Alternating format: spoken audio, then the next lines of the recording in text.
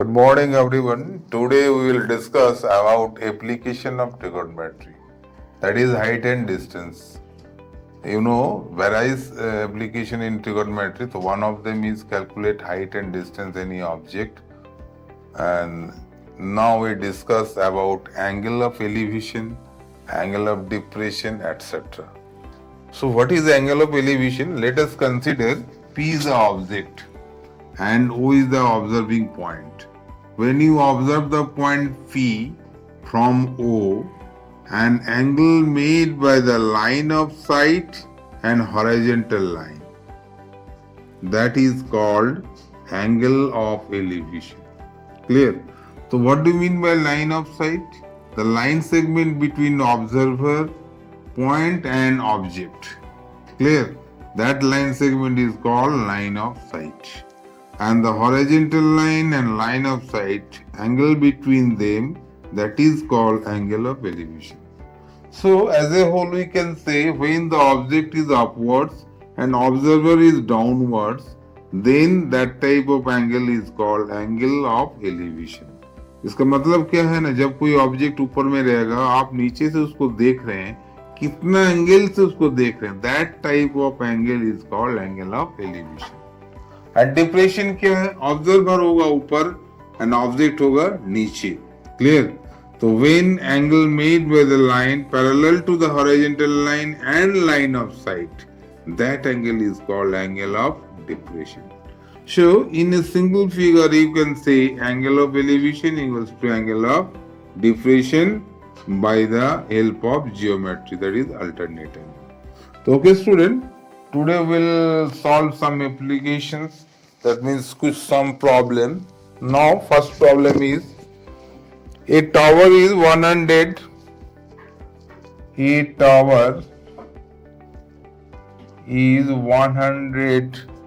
root 3 meter high. Clear? Find the angle of elevation. Find the angle of elevation. Angle of elevation if its top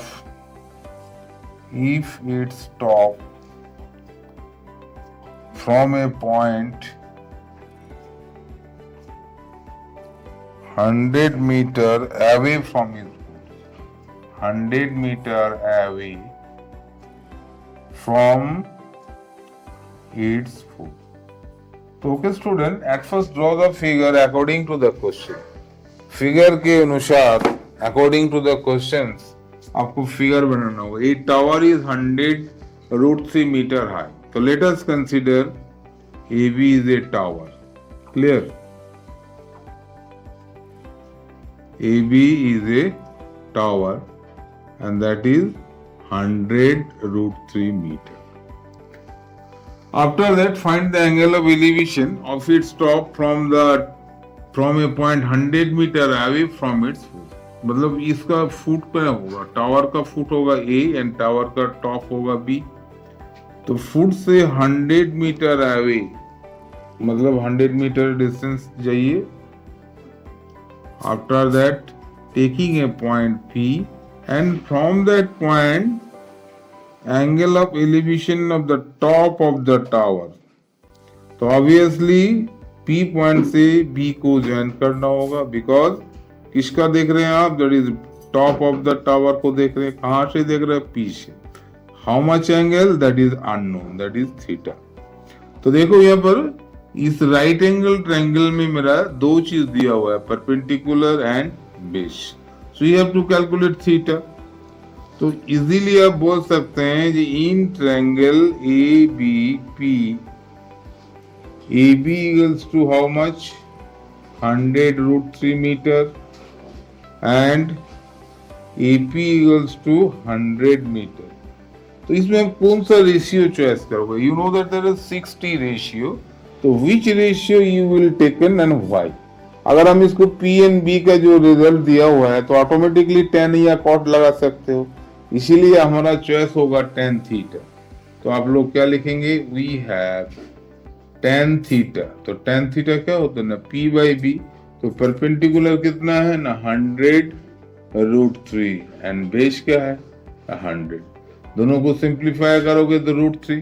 तो now you think in which angle tan theta equals to √3, obviously tan 60 degree, so theta will be how much 60 degree, therefore answer क्या लोगे angle of elevation, angle of elevation is how much 60 degree, that is clear.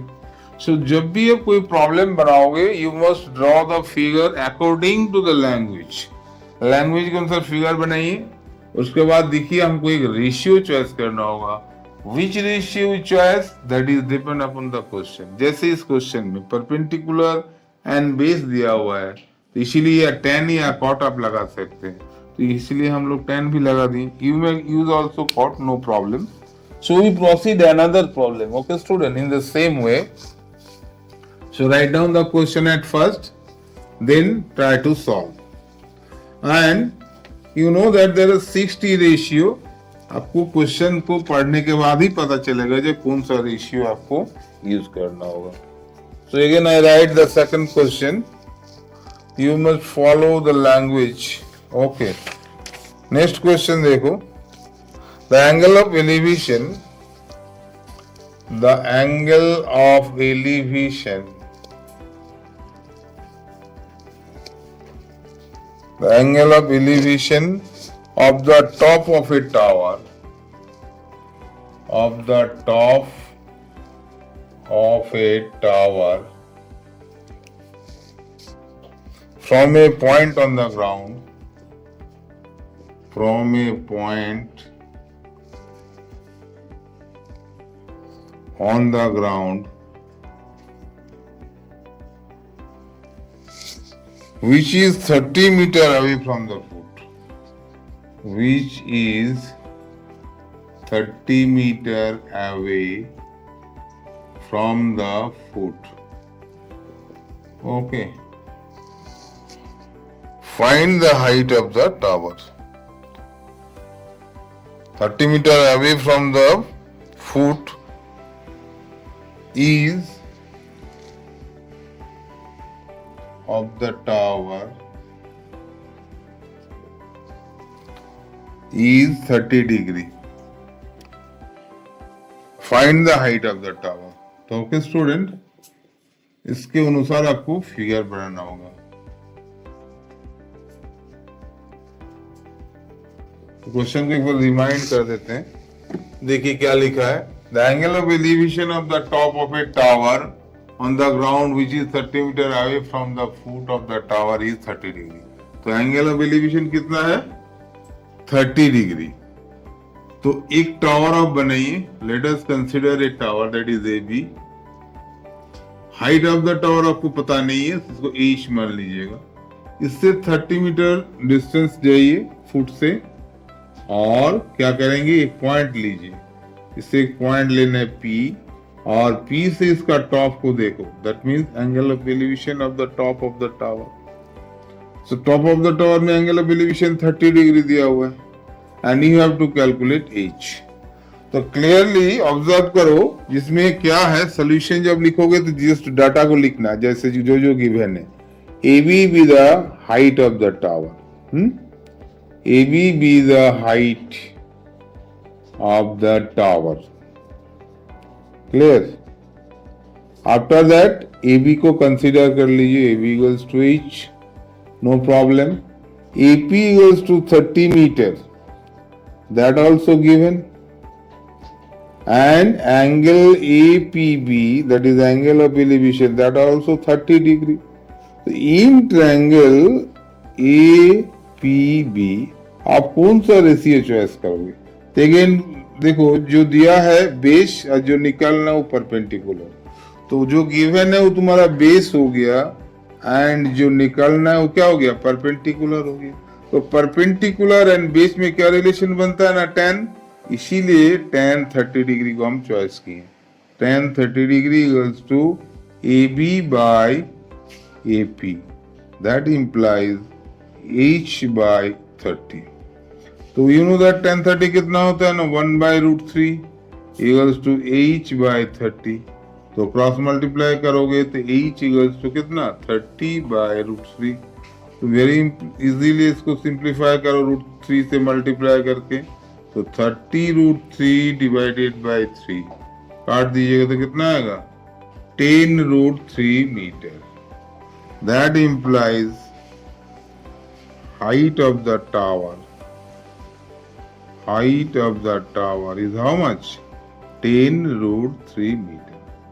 Each and every question में observe करो, you must draw the figure in proper way, because figure is not given by your trial, you will draw the figure. So you must proper idea होगा, आप जब questions को पढ़ोगे उसको idea ले लीजिए कैसे आपको फिगर बनाना है. ईच एंड एवरी क्वेश्चन में राइट एंगल तो बनेगा ही, सिर्फ आपको याद रखना होगा ये which is calculated, which is given and which is unknown, and उस दोनों साइड का रेशियो लेना है. So again we try another problem. Okay student, so you will try each and every problem in NCERT. If any doubt then you can write in comment box, then again I solve this type of problem. So nothing else, each and every problems are very easy, but again I say you must draw the figure in proper way. Now another question,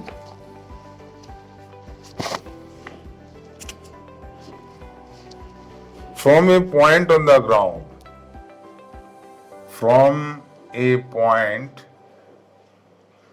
on the ground,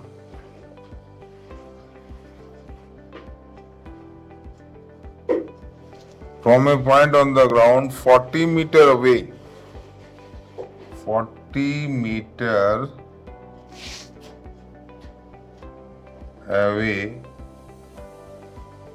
from the foot of the tower, from the foot of the tower, the angle of elevation, the angle of elevation of the top of the tower, of the top of the tower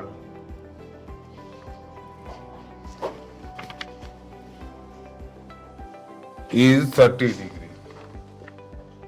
Okay students, the angle of elevation of the top of the water tank, the angle of elevation of the top of a water tank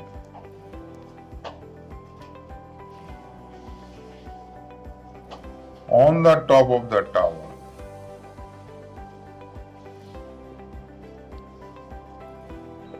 proper language को study करना होगा, then you can solve. On the top of the tower is 45 degree. Clear. Find, क्या find करना होगा, number 1 height of the tower,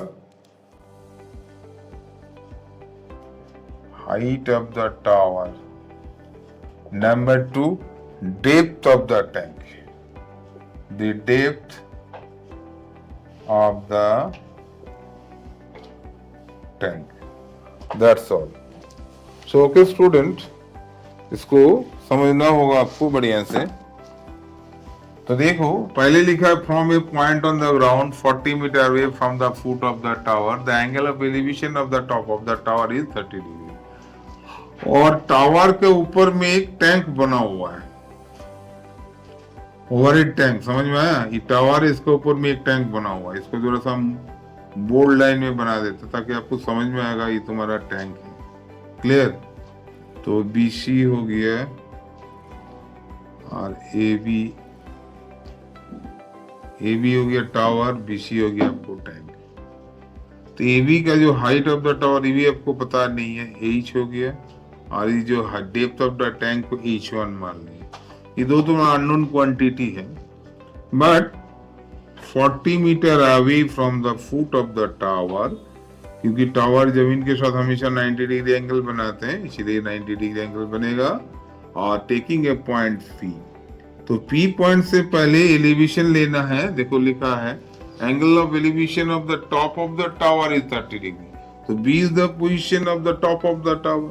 तो P से B को अगर हम ज्वाइन करेंगे, that will be how much, 30 degree. Clear. After that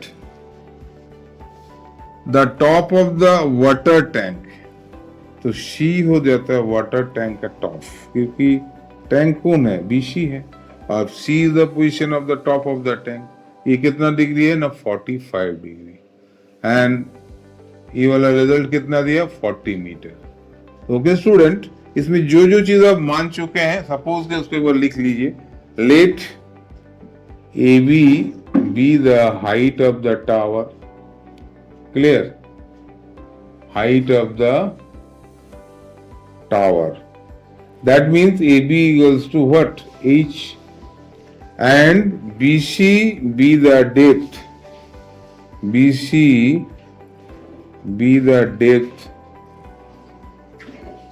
BC be the depth of the water tank, and BC को क्या मान लिए, H1। बस यही दोनों चीज तुम्हारा अननोन है। And now in triangle ABP, इसमें आप लोग tan थीटा यूज करेंगे, क्योंकि परपेंडिकुलर H हो गया और बेस हो गया मेरा 40, and you know that the relation between perpendicular and base क्या होता है, tan। तो लिखेंगे क्या, tan 45 degree equals to H by 40। तो tan 45 तो 1 होता है, तो H बाय 40, तो H कितना हो गया, H equals to 40 meter. So clear? And another triangle, in triangle ACP, इसमें क्या लिखोगे, tan 45 डिग्री। जब ट्रायंगल ACP हो जाएगा तो परपेंडिकुलर तुम्हारा चेंज हो जाएगा, AC बन जाएगा, ठीक है। एंड बेस क्या बनेगा, नहीं बेस वही रहेगा AP, तो इसमें कितना हो जाएगा, हाँ सॉरी, फर्स्ट वन में आपको tan 30 था, तो इसमें tan 30 लिखना है। तो tan 30 का वैल्यू कितना होता है, 1/√3।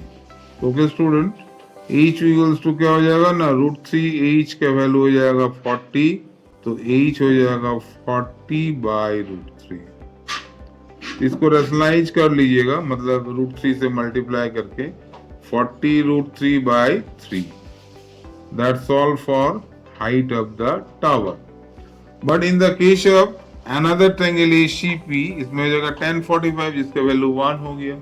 तो AC का मतलब क्या हो जाएगा, H plus H1 divided by 40। तो रिजल्ट कितना आ जाएगा, H का वैल्यू तो ऑटोमेटिकली 40√3/3 आया था, और H1 अननोन रहा, उसको हमको निकालना है, दैट इक्वल्स टू 40। तो H1 का वैल्यू कितना हो जाएगा, 40 माइनस 40√3/3। तो इसको हम लोग LCM 3 ले लीजिए, 40 मतलब 120 माइनस 40√3। इसमें से अगर 40 कॉमन लिया जाएगा तो कितना होगा, 3 माइनस √3/3। तो इसको पॉइंट में भी कर सकते हो, that means 3 minus 1.732 divided by 3।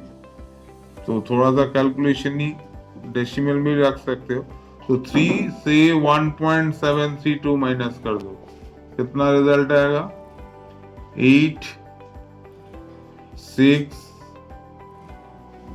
to 1.268।